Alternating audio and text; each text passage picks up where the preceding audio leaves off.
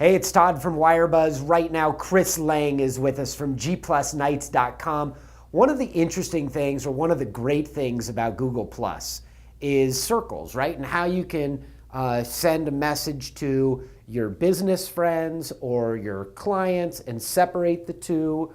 And that is a real solution to big problems that other social networks like Facebook have been dealing with. Certainly. But there's a huge confusion with circles, and I'm hoping that you can clear up that confusion for us. Yeah. Give us an overview, if you could, on circles and how do we leverage it? I want to know how I can use it to my business advantage. Okay, definitely I can expand on that. Let's start at the beginning. Let's say it's your first day. You're gonna have a default circle up here called following, and because the word following has been and followers has been so highly used in prior media, it's really easy to overlook what your following folder is for.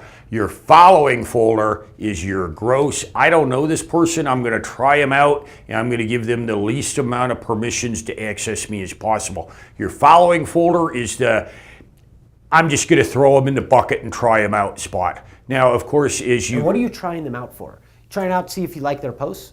I'm trying to, if I'm going to follow somebody, they've done something right that I like to begin with, and I'm going to try them out possibly if I don't already know what circle to put them in. Now I have 20 different circles. I mean, I have a comedian circle, I have a musician circle, I have a model circle. Really? Because does your wife know? Yes, because we spent quite a bit of time trying to decide on what model for the cover of my new fiction book, Plunges. And we tried out a lot of people, and we wanted to see what kind of people we were associating ourselves with. Should we pick one of these models for a cover model for the fiction book that we just launched on Amazon the other day? So your following folder allows the lowest level of permissions to access you. All of your circles that you create and add people to, your friends, your family, your sports, etc. Hopefully adding me to your G Plus marketing circle or your G Plus news circle. Now, all of those circles, once you add someone to a personal circle, now this adds permissions for them to be able to automatically contact you. And by default, anyone that I add to a circle or you add to a personally created circle allows them to automatically be able to contact you and IM you through Google Chat. So I'm a perfectly open person. I mean, my prime email address is listed on all my sites. My phone number is on every one of my contact pages. And most people are a little worried about doing that, but I'll tell you what, you know who calls you when you're in business? The people that you want to call you, the people that want to do big joint ventures with you. So I'm pretty open and transparent. So circle management. I have two top-level circles. One's internet marketing and one's G Plus News. Of course, you and Wirebuzz are in both. And contacts going back years, like Scoble from the early days of, I hate to mention it, but Google Wave and then Google Buzz.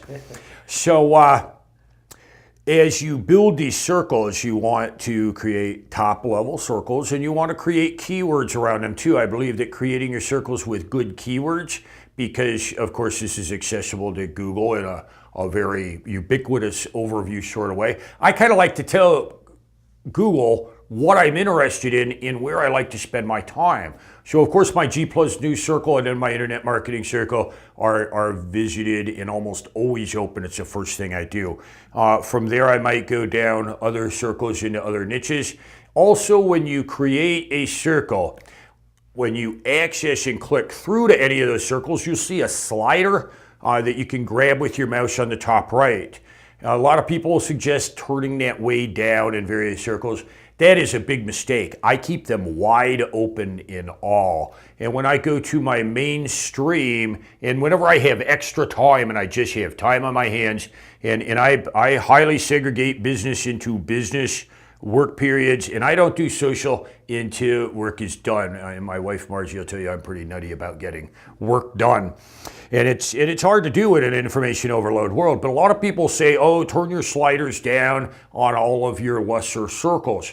Now, I like to keep them wide open because when I have 2-3 hours with nothing to do, then I go to my main stream and I just surf that stream. I follow about 2,000, which is about normal for anyone that's making their home on Google+. I follow about 2,000 and I ride that stream, and I'm looking for good conversations to join. I'm looking for breaking news, and I just surf my wide open stream for long periods. This is where you discover really cool people that are breaking news and telling you things that you might not have otherwise seen. And it'll click right down like this just as fast as can be at high traffic periods. So put your following is your Dropbox. As you create circles, you're segregating. Finally, leave your sliders all open and surf that wave, because you want to see who is engaging and carrying on conversations. That's where you want to be, where the conversation's going on at. It's kind of like going to the party.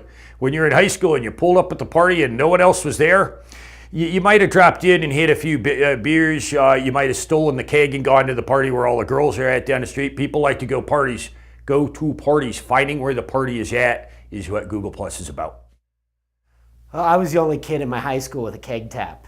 I don't know what that says, but anyway, he's Chris Lang from gplusnights.com. For more information, find him on the web. You can find him all over Google+.